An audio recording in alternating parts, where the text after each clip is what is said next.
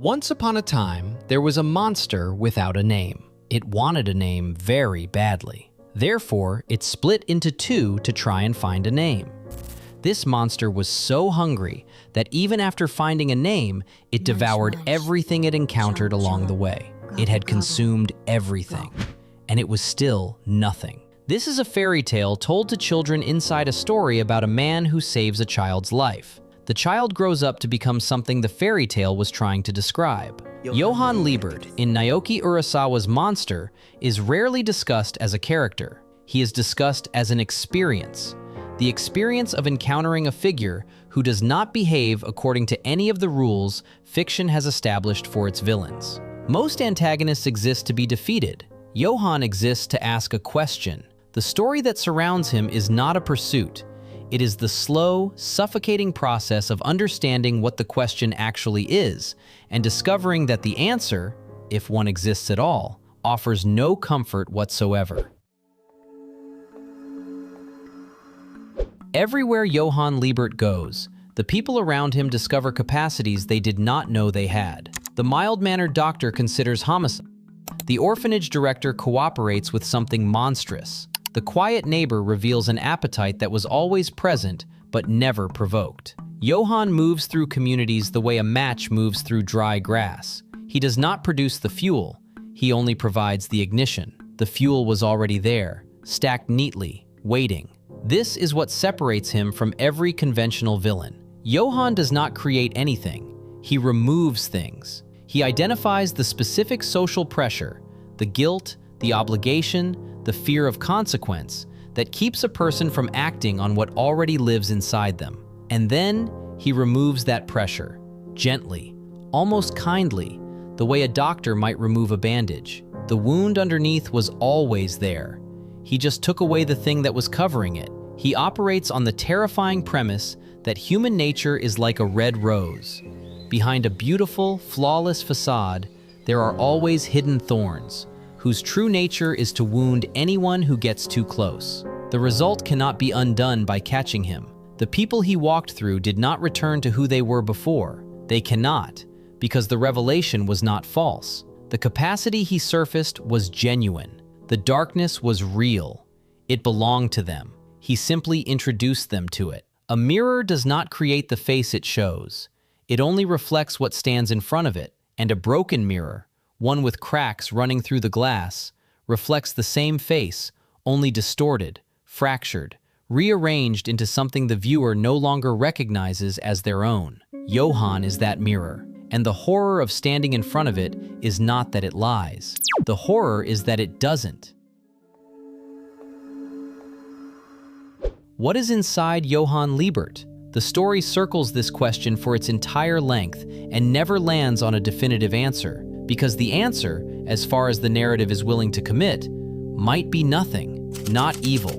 Evil requires motivation, direction, a self that orients toward destruction, not hatred. Hatred requires an object, a grievance, a personal stake in the damage being done. What sits at the center of Johan Liebert is closer to absence, a place where an identity should exist and doesn't, because no identity was ever given the conditions to form. He was produced as part of an experiment. He was separated from the one person who might have anchored him, his twin sister, and processed through a system that was interested in manufacturing obedience, not cultivating a human being. The system was efficient. It produced a being of extraordinary capability, charismatic, perceptive, able to read the interior of another person with a precision that borders on the supernatural. And behind all of that capability, behind the beautiful face and the measured voice and the devastating charm, nothing. A surface without a substrate. If eyes are the windows to the soul, staring into his gaze does not reveal humanity. It offers a paralyzing glimpse into hell itself. A surface without a substrate. The fairy tale about the monster without a name is not symbolic. It is descriptive. Identity is not self-generated. It requires another person to participate in its creation. A parent who names, a community that recognizes, a bond that says your existence is real because I acknowledge it. Johan received none of that. The warmth he displays is an instrument, wielded with the precision of someone who understands warmth perfectly and has never once felt it. Underneath all the performances is a hunger that has been active since the moment of his creation. The hunger of the Nameless Monster. The hunger does not diminish. It does not redirect. It simply continues because the thing it reaches for, a self that is real, that was given freely, that exists without performance, cannot be taken. It can only be received, and no one ever offered it. Dr. Kenzo Tenma saves a child's life. On the same night, a political figure is brought in, and the hospital administration orders Tenma to prioritize the politician. Tenma refuses. He operates on the child instead because his conscience and his oath tells him that all lives carry the same weight and the child arrived first. The child survives. The politician does not. And the child, once healed, walks out of the hospital and into a life that will produce a body count larger than most natural disasters. This is the axis on which the entire story turns, and the question it generates is not about Johan.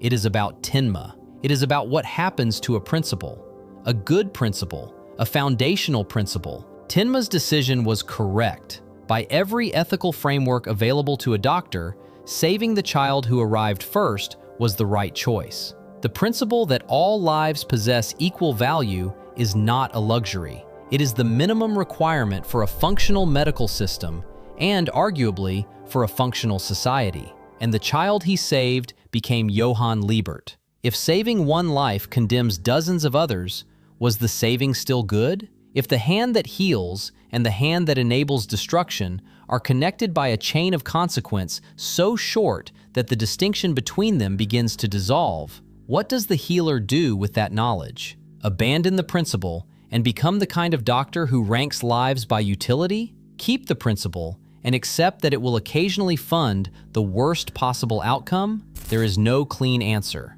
The story knows this. Johan knows this.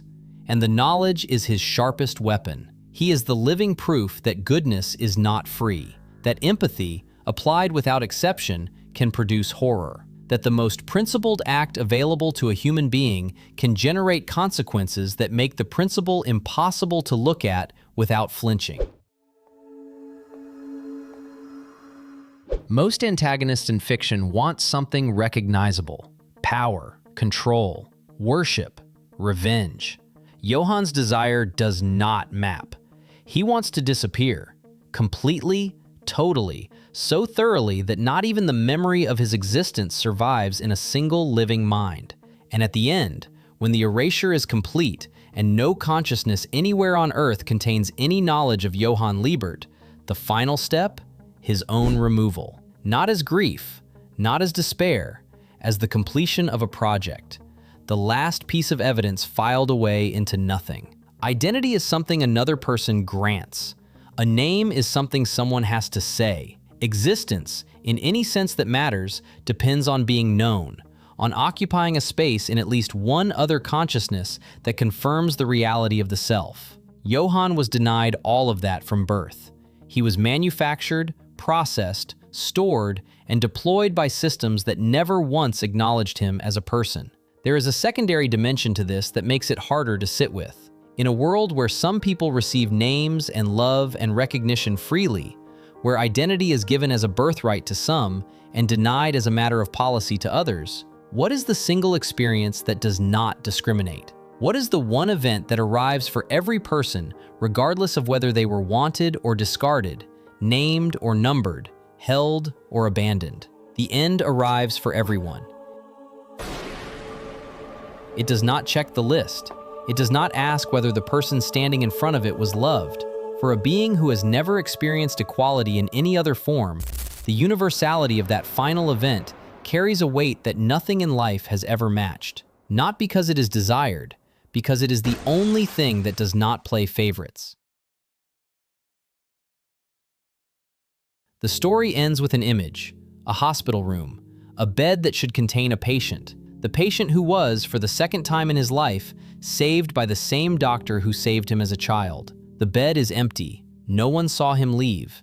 No trace explains where he went. The narrative that spent its entire length asking whether a monster could be understood, whether the void at the center of a manufactured human being could be mapped, contained, neutralized, survived, refuses to resolve. It offers no capture, no redemption, no final confrontation that settles the question and allows the audience to walk away with the tension discharged. The question remains in the air, and the air does not clear. If Johan Liebert is still alive, still walking, still carrying the empty face and the measured voice and the hunger that nothing has ever satisfied, then the proposition he embodies is still active. That civilization is performance. That the distance between a person and a monster is not nature, but circumstance. That the structures meant to produce human beings, the families, the institutions, the systems that decide which children are shaped with care and which are processed for use, are capable, under the right conditions, of producing something that walks like a person and reflects like a mirror and contains at its center a nothing so complete that it pulls everything around it into the dark. If he is gone, truly erased, his project completed by the simple act of walking away from the last person who knew his face, then the question survives him regardless. Because the question was never about one man. It was about the world that manufactured him. And that world did not close when the bed emptied. It is still running, still sorting, still deciding, in its quiet and systematic way, which lives are worth shaping, and which are worth using, and which are worth nothing at all. The empty bed does not answer. It does not comfort. It leaves a haunting echo in the air. What happens to a monster when the curtain falls? Does it ever truly become human? Does it simply fade into the crowd? Or does it just hide in the shadows, waiting patiently for the next door to open?